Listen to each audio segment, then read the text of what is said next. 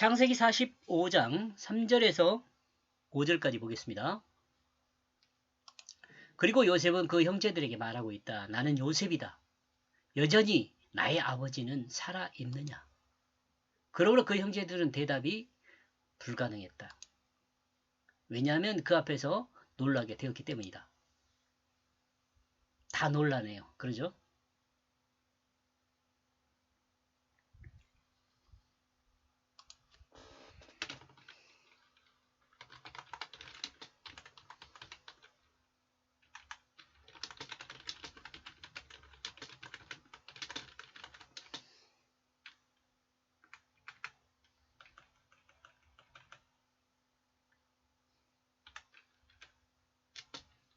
요셉의 주변의 모든 사람은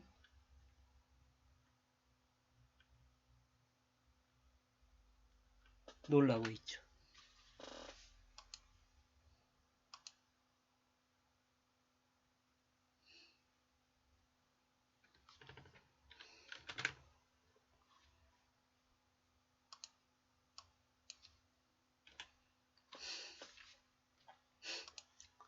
요셉이 형제들에게 말한 것은 자신이 요셉이라는 것입니다. 요셉이 요셉으로 형들에게 한 첫 번째 말이 나는 요셉이다. 그리고 두 번째 한 말은 나는 아버지, 나의 아버지가 살아있느냐, 이 두 말이죠. 요셉의 이 말에 형제들은 대답이 불가능했습니다. 뭐 이 말이 정확한 표현일 것 같아요. 뭐라고 할 말이 없는 거죠. 요셉은 자신의 정체를 밝히고 또한 이 요셉의 정체성 때문에 요셉의 형제들이 정체성 때문에 요셉의 형제들이 놀랐습니다. 놀랐다. 이 순간 형제들의 머리는 과거 도단에서 요셉에게 행했던 일들이 주마등처럼 지나갔을 것입니다. 여러분 도단에서 무슨 일이 있었는지 아시죠? 요셉을 파는 일이 있었죠. 우리는 요셉이 이 땅의 주권자임을 생각한다. 그리고 가끔 요셉을 예수님과 대비한다. 그러나 앞에서도 정리한 것과 같이 요셉이 이 땅의 주권자를 드러냅니다. 그리고 정작 예수 그리스도를 드러내는 것은 드러내는 야곱의 아들은 막내 아들인 베냐민입니다. 지금 우리 성경을 이해하시는 우리 그리스도인들이 이 베냐민에 대해서 그렇게 관심이 없는 이유는 아무 말이 없기 때문에 그렇습니다. 베냐민에 대한 부분은 다 형제들이 말하지 베냐민이 스스로 말한 내용이 없어요. 여러분 기억을 한번 해보세요. 베냐민이 무슨 말을 했는지.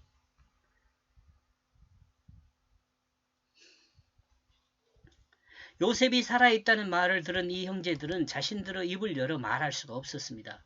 이 형제들은 요셉을 판 후 그들의 눈으로 그를 볼 수 없었기 때문에 죽었다고 생각했을 수 있습니다. 유다가 요셉에게 한 말을 정리하면 이 형제들 역시 요셉을 죽은 것으로 이해하고 있었을 수 있습니다. 유다가 요셉에게 죽었다고 했잖아요. 그 한 사람은 죽었다고 그랬잖아요. 한 사람은 아버지에게 있고. 그런데 애굽 땅에 애굽 땅에 살아있는 것만 해도 놀라울 것인데 그 주권자, 그 땅의 주권을 가지고 있는 사람이 요셉임을 알았을 때 이들의 생각은 놀라 텅 비어 어떤 말도 할 수 있어. 여기 텅 빈 건 놀라서 머리가 텅 비어 어떤 말도 할 수 없었을 것입니다. 4절 그러므로 요셉은 그 형제들에게 말하고 있다. 제발 바라건대 너희는 나를 향하여 가까이 와라. 이리하여 그들은 접근하고 있다. 그리고 그는 말하고 있다. 나는 너희의 아우 요셉이다. 너희들이 나를 애굽에 팔았다. 진짜 무서운 말 하고 있죠. 요셉이 형제들에게 가까이 오라고 말하는 것은 두려워하지 말라는 것이지요. 근데 이제 요셉을 판 형제들로서는 두려워하지 않을 수 없죠. 요셉은 형제들에게 도난해서 자신을 이스마엘 족속에게 판 것에 대한 죄책감을 느끼지 말라는 말이죠. 이 가까이 오라는 말은. 근데 이제 요셉의 형제들은 이것을 이 요셉이 말하는 대로 알아듣지는 못하죠. 왜냐? 자신들의 마음 안에서 그렇게 알아듣지 못하고 있거든요.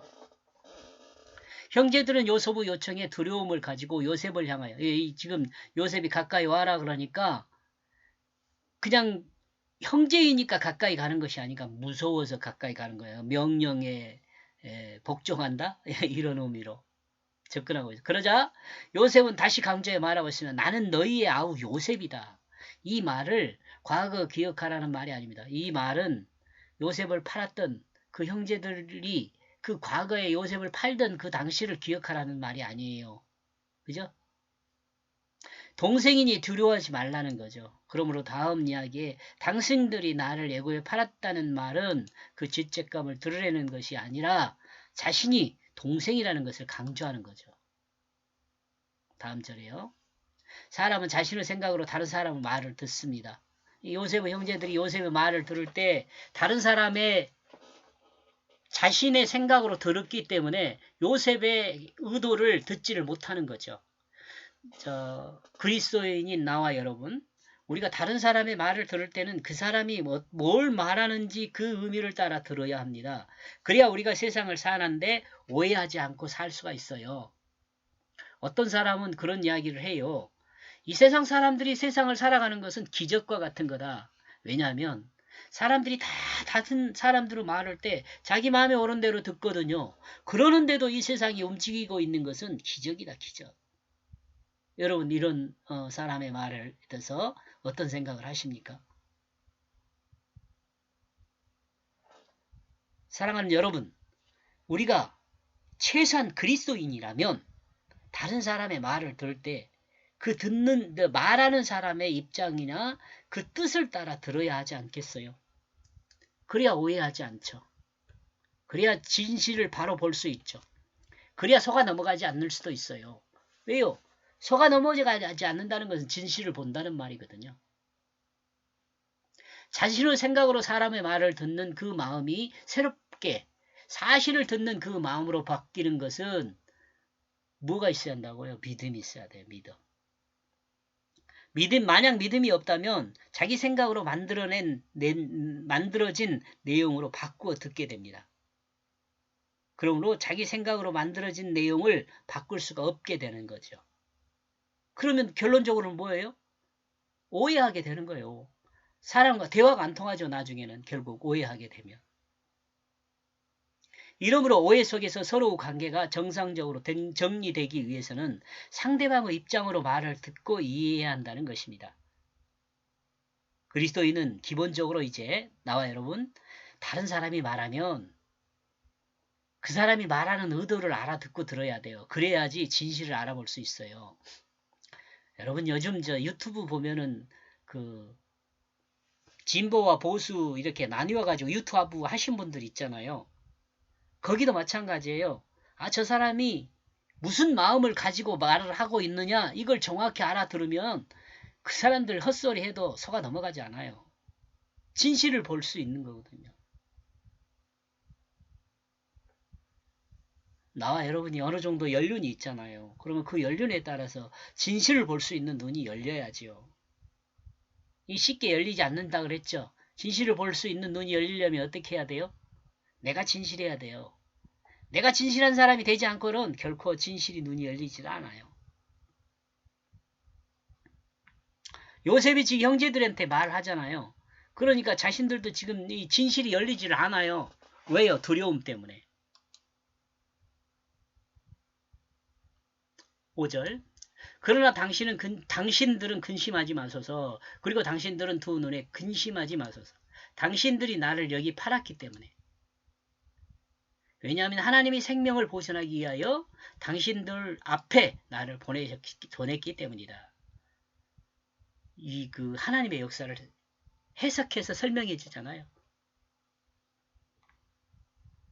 창세기 45장 4절에서 말씀은 요셉의 형제들에게 자신의 사실적 모습을 드러내면서 자신의 사실적 모습에서 형제들인 동생임을 강조하여 말하고 있습니다. 형제인 동생임을 강조하여 말하고 있습니다. 이는 서로 관계를 회복하여 바로 세우기 위한 것입니다. 요셉은 진실한 사람입니다. 이 진실한 사람이 형제들을 위해서 당신들의 두 눈에 근심하지 마소서, 이 말은 자신들이 알고 있는 지식으로 상황 판단을 하여 자신들의 마음에 결정한 그 자신의 마음의 결정에 의해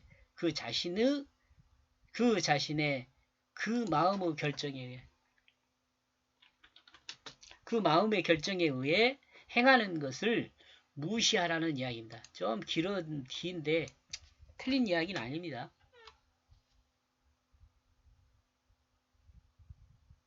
자기 마음대로 결정한 것이 그 옳다고 생각하지 말라는 거예요. 어? 요셉은 아주 분명하게 이야기합니다. 당신들이 아는 지식인 나를 이스마엘 족속에게 팔아서 그 죄책감에 의해 생각으로 이 상황을 생각하여 판단하지 말라는 것입니다.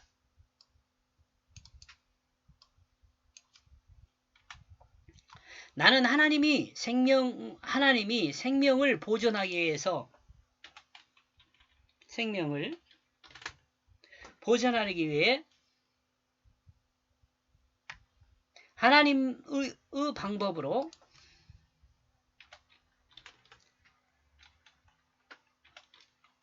하나님의 방법으로 자신을 애굽에 먼저 보냈다고 말하고 있습니다. 이는 형제들이 팔았기 때문이 아니라 하나님이 역사했기 때문이라고 말한 것이죠. 이 모습으로 당신들 앞에 서 있다는 것입니다. 이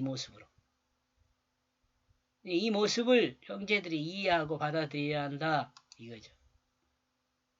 이렇게 해서 1절에서 5절까지 내용을 정리를 하면은요, 그가 자신이 요셉이라 말하자 그 형제들은 말문이 막혔다, 이렇게 정리해 보겠습니다. 여기까지 보겠습니다. 고맙습니다.